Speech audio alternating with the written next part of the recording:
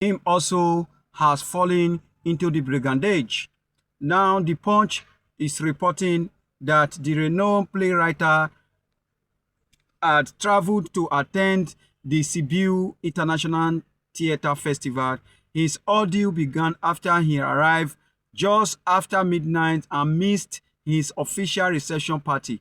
He boarded what appeared to be an official taxi headed to his hotel. Instead, the driver diverted to a remote, dimly lit area. Professor Wole Soyinka described a tense 30-minute confrontation where the driver, hiding the screen of a POS machine, pressured him to enter his PIN. He deliberately entered wrong code to buy time, hoping for help that never came in the deserted location. He was eventually dropped near his hotel, but not before the assailant succeeded in robbing him of money. While the financial loss was secondary, Professor Wole Soyinka stressed the incident was an assault of the community, highlighting broader concern of organized crime. He expressed deep disappointment with the local authorities' tepid response, noting that police quietly contained the incident without updating him. Soyinka planned to detail his concern further in an upcoming edition of his intervention series. So some people comment is quite laughable in this manner. Mr. Adegbola said, so Nigeria hate Professor Wole Soyinka like this, eh? Another person saying, Romania should investigate this information properly. These people can stage manage anything just to drive home a point. I don't believe this happened in Romania. So some people say that this happened in Romania. Tinubu is working. Nigeria is shining. Romania turned to Borno, Maduguri, or Benue in Nigeria.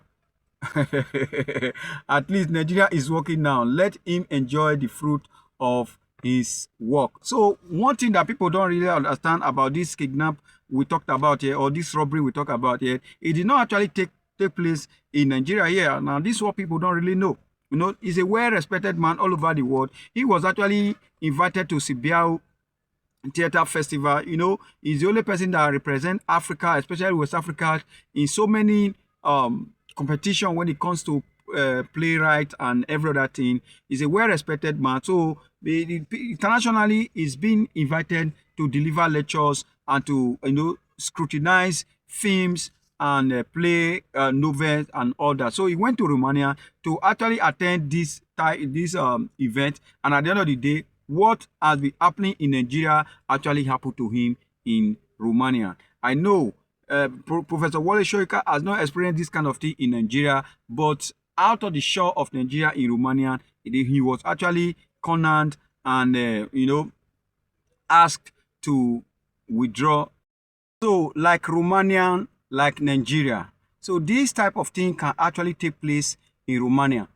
So this is to tell us with Nigeria and Africa that our case is not as worse as some people. Yes, I don't know how the ATM actually work over there, or the ATM card that Wole Soyinka can use. Okay, maybe using is it MasterCard? Please, in the comment section, you can just put or educate us on how this thing work, how your financial cards, that is ATM in Nigeria, if it can work in Romania, Romanian POS, because it is quite confusing, and people have been calling to ask me how come this happened. Is it even in some comment sections of people were saying that it is quite state managed. I don't think it's state managed, because person in the caliber of Soyinka cannot be playing all these pranks. It is actually the truth. It was actually kidnapped, robbed rather. Let's use that word. It was actually robbed in Romania. No, so it's not actually in Nigeria. So Nigeria, where I see quite good, because is about 70 something years in Nigeria. We have not reported any case, or we have not heard any case of him being robbed in his own motherland.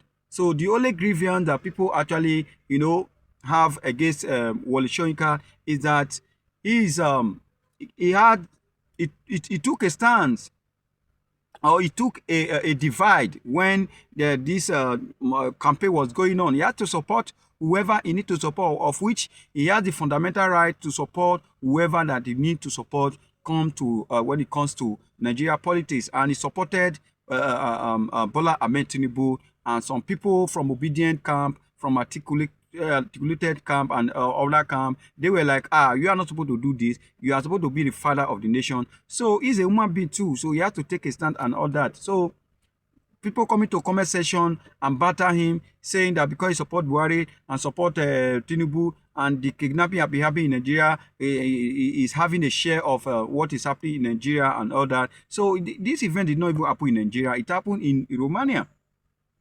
And some people say it's karma. And this is not karma. I don't see it that way. So, yes, it's becoming clear to so many people. It's just that Nigeria politics, there is a way it relegates the educated ones. Even as we speak right now, I learned that the Emefiele has won in court.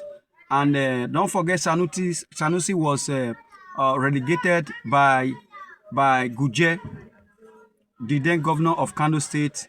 He was to become the emir, or he was the emir of Kano State. I don't know what led him there. Actually, a professor actually want to take up the honor as then. They actually brought him down with Nigeria politics. So also, I could remember the lion and the jaw, the swamp dwellers, the trial of the brother Jeru, a dance of the forest, Death and the King's Horsemen, and many other like that. I could still remember the man died. The man died. Climate of Fear, Ibadan, the Pen Kelemes.